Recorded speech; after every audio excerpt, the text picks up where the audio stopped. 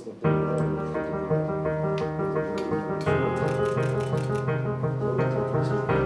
Причем речь идет о том, что мать,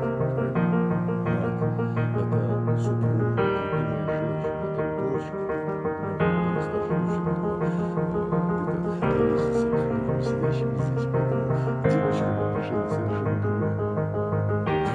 В истории бывшего Советского Союза, хотя все получило в Советском Союзе,